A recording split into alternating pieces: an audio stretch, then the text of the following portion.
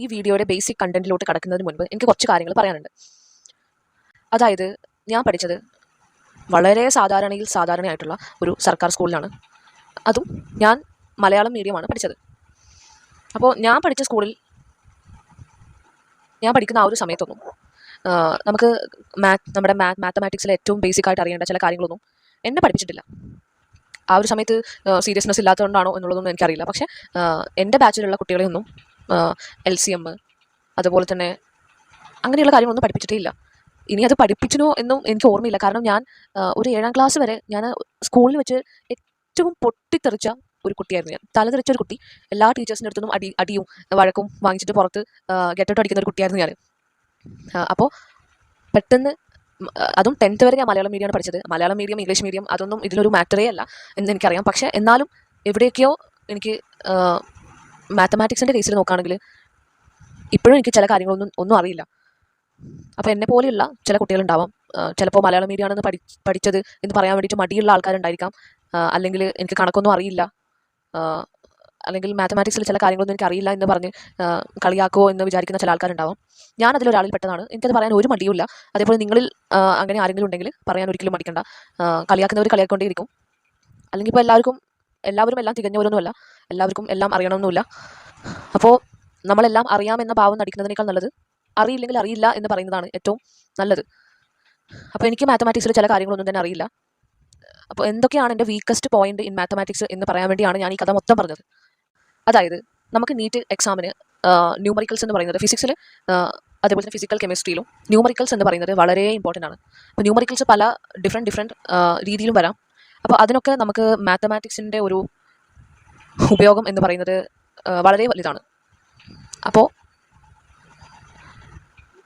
നമുക്ക് ആ question solve ചെയ്തെടുക്കാൻ വേണ്ടിയിട്ട് നമുക്ക് ചില കാര്യങ്ങളൊക്കെ ആവശ്യമാണ്. അത് ഇപ്പോൾ തന്നെ നമ്മൾ എന്ത് ചെയ്യുക, ഇപ്പോൾ തന്നെ നമ്മളത് ക്ലാസ് കണ്ടിട്ട് ജസ്റ്റ് അതിൻ്റെ ഒരു ബേസിക് ആയിട്ടുള്ള ഒരു എങ്ങനെ അത് സോൾവ് ചെയ്തെടുക്കാം എന്നുള്ള കാര്യങ്ങളൊക്കെ നമ്മൾ ഇപ്പോൾ തന്നെ പഠിച്ചു വെക്കുക. അതായത് അതിലൊന്നാമത്തേതായിട്ട് എനിക്ക് പറയാനുള്ളത്, നമുക്ക് നീറ്റ് എക്സാമിന് ഏറ്റവും നമ്മൾ ഉപയോഗിക്കുന്ന ഒരു മാത്തമാറ്റിക്സിലെ വളരെ ഇമ്പോർട്ടൻ്റ് ആയിട്ടുള്ള ഒരു ഒന്നാണ് ലോഗ് വാല്യൂ. 1 to 10 വരെയുള്ളത് കാണാതെ പഠിച്ചിട്ട് എങ്ങനെയാണ് ലോഗ് വാല്യൂ കാൽക്കുലേറ്റ് ചെയ്യുന്നത് എന്നുള്ളത് ഞാൻ യൂട്യൂബിൽ ക്ലാസ് കണ്ടിട്ടാണ് എനിക്ക് മനസ്സിലായത്. എനിക്ക് സ്കൂളിൽ നിന്ന് എടുത്തതൊന്നും തന്നെ മനസ്സിലായിട്ടില്ല. +2 ലോഗ് ആ ഒരു ഭാഗം എടുക്കുന്ന സമയത്ത് സത്യമായിട്ട് എനിക്ക് ടീച്ചർ പറയുന്നത് ഓഫ്ലൈനായിട്ട് എടുത്തിരുന്നത് ഒന്നും തന്നെ എനിക്ക് മനസ്സിലായിട്ടില്ല. പിന്നെ ഞാൻ വീട്ടിൽ വന്നിട്ട് യൂട്യൂബിലെ ഏതെങ്കിലും പ്ലാറ്റ്ഫോമിലെ ക്ലാസ് ഞാൻ കാണും. അങ്ങനെയാണെങ്കിൽ എൻ്റെ +2 ബോർഡ് എക്സാമിൽ എനിക്ക് മാർക്ക് സ്കോർ ചെയ്യാൻ വേണ്ടി സാധിച്ചത്.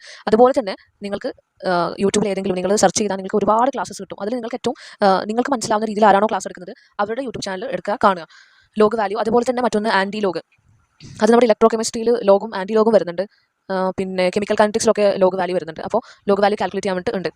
അപ്പോൾ സിമ്പിളായിട്ട് എങ്ങനെ ലോഗ് വാല്യൂ കാൽക്കുലേറ്റ് ചെയ്യാം എന്നുള്ളത് ഇപ്പോഴേ നിങ്ങൾ പഠിച്ചു വെക്കുക. എന്നാൽ നമുക്ക് ആ ഒരു സമയത്ത് ന്യൂമറിക്കൽസ് ചെയ്യാൻ വേണ്ടിയിട്ട് വളരെ എളുപ്പമായിരിക്കും. ഓക്കെ, അതുപോലെ തന്നെ രണ്ടാമത്തേതാണ് എനിക്ക് ഇപ്പോഴും വളരെ കൺഫ്യൂഷൻ ഉണ്ടാക്കുന്നതാണ് സ്ക്വയർ റൂട്ട് എങ്ങനെ കാൽക്കുലേറ്റ് ചെയ്യാം എന്നുള്ളത്. അതായത് പെർഫെക്റ്റ് സ്ക്വയേഴ്സ് അല്ലാത്തത് എങ്ങനെ കാൽക്കുലേറ്റ് ചെയ്യാം, 3 ഡിജിറ്റ്സും അങ്ങനെയൊക്കെ വരുന്ന സമയത്ത് എങ്ങനെ കാൽക്കുലേറ്റ് ചെയ്യാം എന്നുള്ളത് ഇപ്പോഴും എനിക്ക് കൺഫ്യൂഷൻസ് ആണ്. അപ്പോൾ അതുകൊണ്ട് ഞാനത് കഴിഞ്ഞ വർഷം ഇതുപോലെ തന്നെ ഞാൻ ക്ലാസ് കണ്ടിരുന്നു, ഈ പെർഫെക്റ്റ് സ്ക്വയേഴ്സ് ഒക്കെ എങ്ങനെ കാൽക്കുലേറ്റ് ചെയ്യാം എന്നുള്ളത്. അതുപോലെ തന്നെ ഇപ്പോഴും ഞാൻ ഈ പ്രാവശ്യവും അതിൻ്റെ ക്ലാസ്സസ് ഒക്കെ കാണുന്നുണ്ട്. ഇപ്പോൾ ഞാൻ യൂട്യൂബിലെ ക്ലാസ്സസ് ഒക്കെ കണ്ടുകൊണ്ടിരിക്കുകയാണ്.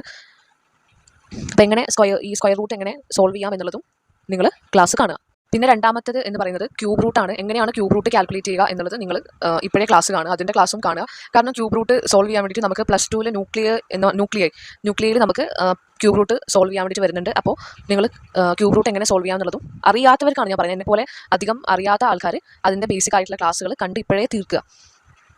പിന്നെ ഫിസിക്സിൽ നമുക്ക് മോഷനെ പ്ലെയിൻ പോലെയുള്ള ചാപ്റ്റേഴ്സിലൊക്കെ നമ്മൾ ഒരുപാട് ഉപയോഗിക്കുന്ന മറ്റൊരു കോൺസെപ്റ്റാണ് ട്രിഗണോമെട്രി എന്ന് പറയുന്നത്. അപ്പോൾ ട്രിഗണോമെട്രി നമ്മൾ ഓൾറെഡി നമ്മുടെ +1 നമ്മൾ പഠിച്ചിട്ടുണ്ട്, +2 പഠിച്ചിട്ടുണ്ട്. അപ്പോൾ അതിലുള്ള ബേസിക് ആയിട്ടുള്ള ചില ഇക്വേഷൻസ് ഇമ്പോർട്ടൻ്റ് ആണെന്ന് തോന്നുന്ന ഇക്വേഷൻസ് നിങ്ങൾ ഇപ്പോഴേ നോട്ട് ചെയ്ത് വെക്കുക. അല്ലെങ്കിൽ ട്രിഗണോമെട്രി അതിൻ്റെ നീറ്റുമായിട്ട് ബേസ് ചെയ്തിട്ട് വേണ്ട ട്രിഗണോമെട്രിയുടെ ക്ലാസ്സസ് യൂട്യൂബിൽ സെർച്ച് ചെയ്താൽ നിങ്ങൾക്ക് കിട്ടും. അതും ഇപ്പോഴേ ഒന്ന് കണ്ടുവെക്കുക. പിന്നെ ഈ മാത്തമാറ്റിക്സും ന്യൂമറിക്കൽസും ഒന്നും ആയിട്ട് ബന്ധമില്ലാത്ത മറ്റൊരു കാര്യം കെമിസ്ട്രിയുമായിട്ട് ബന്ധപ്പെട്ടത് വളരെ ഇമ്പോർട്ടൻ്റ് ആയിട്ട് നമുക്ക് കെമിസ്ട്രിയിൽ എപ്പോഴും കൺഫ്യൂഷൻസ് വരുന്ന, എന്നാൽ എനിക്ക് ഇപ്പോഴും അത് 100% മനസ്സിലായോ എന്ന് ചോദിച്ചു കഴിഞ്ഞാൽ എനിക്ക് മനസ്സിലായിട്ടില്ല. ഇപ്പോഴും എനിക്ക് കൺഫ്യൂഷൻസ് ഉണ്ടാക്കുന്ന ഒരു കോൺസെപ്റ്റാണ് മോൾ കോൺസെപ്റ്റ് എന്ന് പറയുന്നത്. അപ്പോൾ പറ്റുമെങ്കിൽ ഇപ്പോഴേ നിങ്ങൾ മോൾ കോൺസെപ്റ്റ് ഒന്ന് നോക്കുക. അത് ഒരുപാട് തവണ റിവൈസ് ചെയ്യാൻ ശ്രമിക്കുക. എനിക്ക് പറ്റിയ പോലെയുള്ള അബദ്ധങ്ങൾ ഒരിക്കലും നിങ്ങൾ കാണിക്കാതിരിക്കുക. ഞാൻ പ്രോപ്പറായിട്ട് അത് റിവൈസ് ചെയ്തിട്ടില്ല. മോൾ കോൺസെപ്റ്റ് വളരെ പെട്ടെന്ന് മറന്നു. അതായത് നിങ്ങൾ ഇപ്പോൾ റൂമിൽ നിന്ന് എഴുതി പഠിച്ച് നിങ്ങൾ ജസ്റ്റ് റൂമിൻ്റെ പുറത്ത് പോയി ബ്രേക്ക്ഫാസ്റ്റ് ഒക്കെ കഴിച്ച് അല്ലെങ്കിൽ വേറെ നിങ്ങൾ ചെയ്ത് വന്നൊന്ന് കണ്ണടച്ചിരുന്നൊന്ന് ആലോചിക്കാൻ നിന്ന് അപ്പം മറന്നു, അങ്ങനെ സ്വിച്ച് ഇട്ട പോലെ മറന്നു. അങ്ങനെ ഒരു കോൺസെപ്റ്റാണ് മോൾ കോൺസെപ്റ്റ്.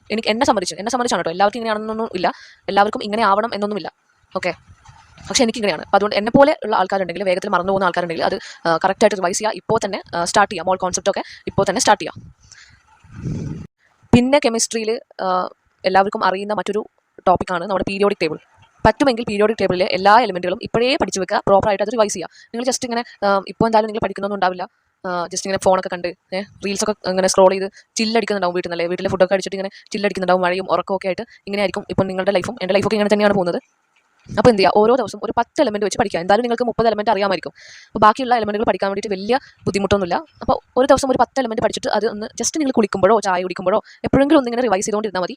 അപ്പോൾ അങ്ങനെ പീരിയോഡിക് ടേബിൾ മുഴുവൻ പഠിക്കുന്നത്, എലമെൻറ്റുകൾ കാണാതെ പഠിക്കുന്നത് നിങ്ങൾക്ക് ഒരുപാട് ഉപകാരം ഉണ്ടാക്കും. ഞാനും അത് ഇപ്പോൾ ബൈഹാർട്ട് ചെയ്യാൻ വേണ്ടി സ്റ്റാർട്ട് ചെയ്തിട്ടുണ്ട്. അതിൻ്റെ അറ്റോമിക് നമ്പറും പിന്നെ എലമെൻറ്റിൻ്റെ ആ ഒരു സിമ്പലും എല്ലാം പഠിക്കുക. പറ്റുമെങ്കിൽ അത് ഒരുപാട് ഉപകാരപ്പെടും. കാരണം നമ്മുടെ ഇനോർഗാനിക് ആയിട്ടുള്ള ചാപ്റ്റേഴ്സ് ഉണ്ടല്ലോ, അതായത് ഡി ബ്ലോക്ക്, പിന്നെ നമ്മുടെ ക്ലാസിഫിക്കേഷൻ, പി ബ്ലോക്ക്, ഇതൊക്കെ പഠിക്കാൻ എസ്പെഷ്യലി ഡി ബ്ലോക്കിന് വേണ്ടിയിട്ട് ഒരുപാട് ഉപകാരപ്പെടും പീരിയോഡിക് ടേബിൾ കാണാതെ പഠിക്കുന്നത്. അപ്പോൾ ഇപ്പോഴേ അതൊക്കെ സ്റ്റാർട്ട് ചെയ്യുകയാണെങ്കിൽ നിങ്ങൾ ആ ഒരു പ്രിപ്പറേഷൻ ടൈമിൽ ഒരുപാട് ബുദ്ധിമുട്ടുണ്ടാക്കില്ല. ഞാൻ ഇതൊന്നും ചെയ്തിട്ടുണ്ടായിരുന്നില്ല. അപ്പോൾ ഇപ്പോൾ ഞാൻ അതൊക്കെ ചെയ്യാൻ വേണ്ടിയിട്ട് പോവാണ്. നമുക്ക് പരമാവധി എളുപ്പത്തിലാക്കുക പ്രിപ്പറേഷൻ. ഒന്നാമത് NTA എക്സാം ഒരുപാട് ടഫാക്കി കഴിഞ്ഞ്. അപ്പോൾ അതുകൊണ്ട് അതിനിടയിൽ നമ്മൾ ഹാർഡ് വർക്ക് ചെയ്താൽ മാത്രമേ നമുക്കും NTA ഒപ്പം നമുക്ക് പോകാൻ പറ്റുള്ളൂ, അല്ലെങ്കിൽ പ്രിപ്പറേഷൻ്റെ ഒപ്പം നമുക്ക് പോകാൻ പറ്റുള്ളൂ. സോ ഇത്രയൊക്കെയാണ് ഇന്നത്തെ video.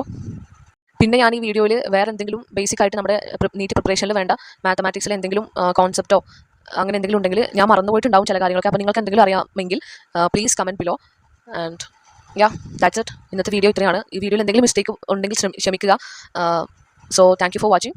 Please subscribe and like. Thank you.